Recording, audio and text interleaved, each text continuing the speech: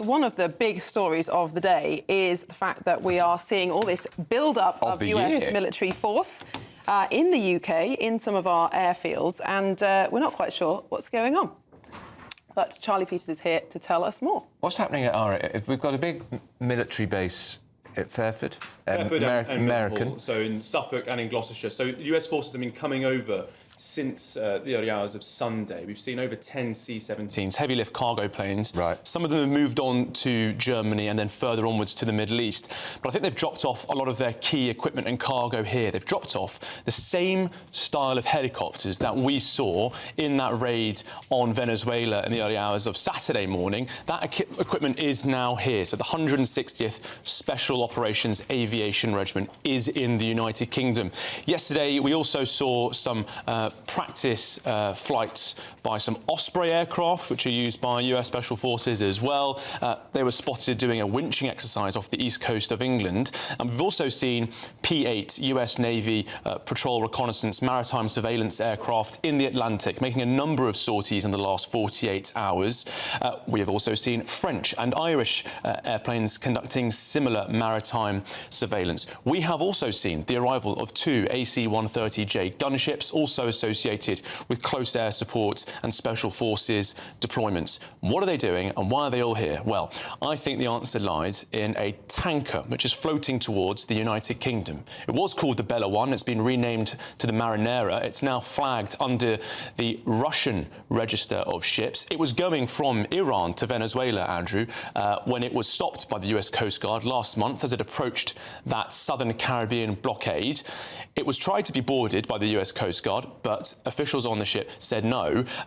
They have already boarded two further vessels previously, but this one got away. It's been trailed by the US for over 2 weeks now. At the moment, as far as our most recent assessment, it's about 200 miles west off the coast of Ireland. Last night we saw at least one of those gunships flying towards Ireland and the west coast of Scotland, potentially on a practice run ahead of boarding. We've been trailing this bit of predictive assessment for the last couple of days, but last night it was firmed up, as it were, by CBS and CNN, who were quoting US intelligence officials saying that this could soon happen on that Bella 1 vessel. And why have they got so much firepower, Miriam and Andrew? Well, US intelligence officials also said that military personnel and air defence assets could be on these tankers. So Britain very much involved in this conflict now. Charlie, fascinating. Very timely. We're going to talk now to Lord Dannatt, who's the former head of the British Army. Lord Dannatt, good morning to you and Happy New Year. Good morning and a Happy New Year to you both. How significant is this build-up of military aircraft at British bases, and what do you deduce the point of it is? Well, I think we're very much into the realms of speculation here. I think, as your reporter has just described, there is a rogue tanker out there, and it may well be, particularly with its connection and potential destination of Venezuela. And the whole issue of oil and all the associated issues, I think this is a precautionary move.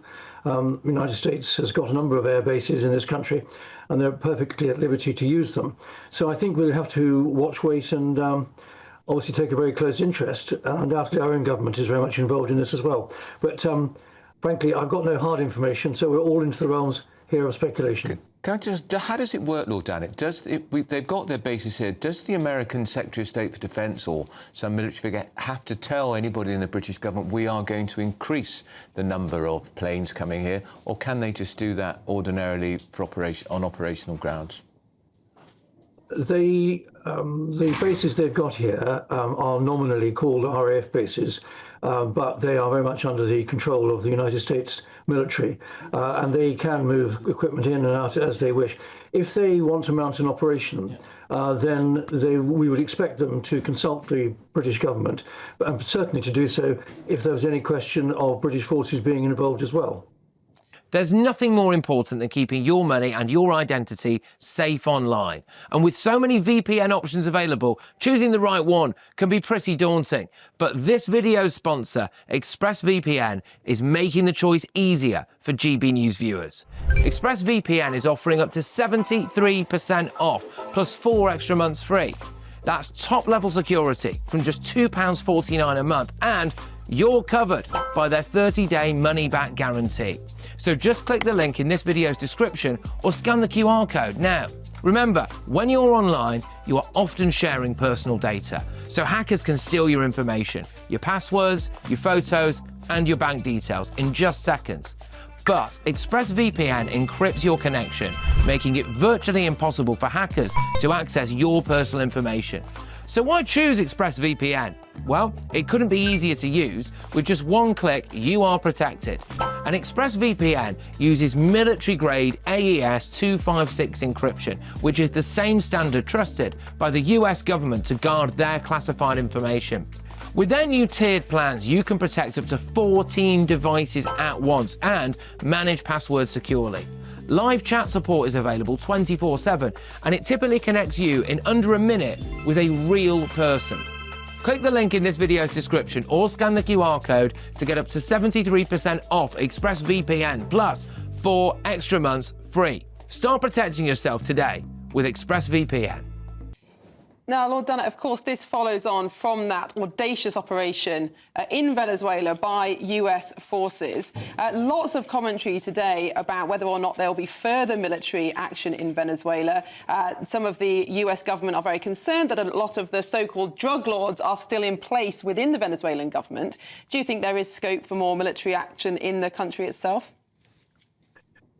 Well, again, we're into the realms of speculation, but I think you have to look and ask yourself the question, why has Donald Trump acted in the way that he has? He believes, and I think he's right, that Venezuela has had a corrupt and genuinely rotten government for quite a long time. The effects of that have been felt by the United States, huge amount of migration from Venezuela into the United States, and the issue of drugs flowing from Venezuela into the United States. So Trump has acted, he would say, decisively by capturing Maduro. But as you're quite rightly saying, it's more than just one man. There is a whole corrupt system in Venezuela. Again, take Trump at his word. He would like to see a proper democratically elected government returned at the right time in Venezuela. And I think that is the right thing to do. But there is probably more sorting out to be done before Venezuela can be restored as a proper functioning democratic country. As a military man, are you queasy that Trump didn't bother with organisations like the United Nations? He launched his own operation without fear or favour. That's his style. Well, this gets into a very interesting debate about, is it better to do something that's legally right, or is it correct to operate or to do something because you believe it's morally right? Now, we've seen this a number of times over the years. When international forces went into Kosovo in 1999, and I was commander of British forces then, Tony Blair, the then Prime Minister, felt it was morally the right thing to do, and international forces moved into Kosovo. At that stage, there wasn't United Nations Security Council resolution. In the same way, going into Iraq in 2003, there was quite a discussion about whether there should be a further resolution that legally justified that operation. Well, it didn't come about. Morally, was it the right thing to do? What was the outcome? I think here there are interesting parallels. Trump has done what he feels is necessary to do. He thinks it's morally right. But has he learned the lesson of 2003 in Iraq? It's one thing to take over a country, to kick out the government. But what are you going to do next? What is your plan to restore proper governance in a country? We failed spectacularly in Iraq after 2003. And I think the jury is very much out at the present moment to see what is going to happen in Venezuela. Charlie Peters, did you want to ask Lord Dunnett a question? I'll speak to you two about what he's just said, actually. Okay, well, we'll respond to that. Just finally, Lord Dunnett, there's a lot of speculation about Greenland. I can't believe for a second, I know we're going to ask you to speculate again, that the United States could possibly move against a country that's part of the NATO alliance. But we've seen all sorts of people, from the Prime Minister across Europe, leaders saying if he goes down that route, it could be the end of NATO. Would it be that serious? Well, I think it would be a very serious move for the Americans to move against Greenland, given that Greenland is owned if you like, by Denmark, and quite rightly, as you say, Denmark is a NATO member. Now, I think there is a legitimate issue here, and that is concern about the sea gap between the United Kingdom and Greenland, through which hostile submarines can pass, all kinds of other hostile activity can take place. So there's a strong case for America to want to have more control over Greenland. And I would have thought that it was perfectly possible for the United States government and the Danish government to agree how that could come about. It should not require the United States to forcibly take control of Greenland. I think that would be wrong. I think it would be disastrous to attack effectively another NATO member and could have significant consequences for the alliance and the cohesion and the unity of the alliance, which, put in the context of Ukraine, this is exactly what Vladimir Putin has been trying to achieve, to show division amongst the West, show division amongst NATO members. So I think Donald Trump's got to be very careful in how he goes about doing what he believes is right with regard to Greenland and doing it in the right way. All right, Lord Dannett, thank you so much for that. That's Lord Dannett, the former head of the British Army. Charlie Peters, you're all over this story, of course. How do you respond to what Lord Dannett says?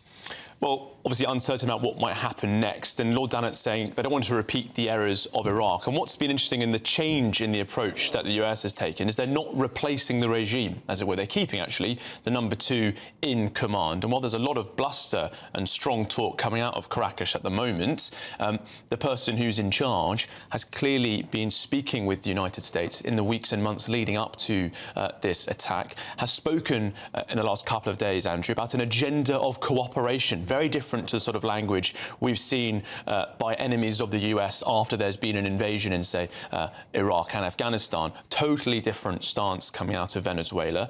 We also heard from the Democrat minority leader in the House saying that they hadn't been presented with enough information, they felt, about what could happen next, who's going to run the country, beyond Donald Trump saying, we are going to run the country. It is, for all intents and purposes now, Venezuela, an American colony, but already there are signs that the control on the country is slipping. I'm going back to those oil tankers because we have one very close to the United Kingdom, which I think is highly likely to be boarded by US Special Forces, possibly in the next 48 hours. But several more tankers have broken free from that blockade in the southern Caribbean. This is footage of one of these tankers being intercepted in December, but now at least 16 oil tankers have made a joint effort, what appears to be a joint effort, to evade that blockade in the southern Caribbean. These images have been, these tankers have been spotted on satellite imagery moving away. They could all come via the North Atlantic towards the United Kingdom. One of them has already changed its registry to Russian. It's clearly on its way to St. Petersburg. Others may soon follow.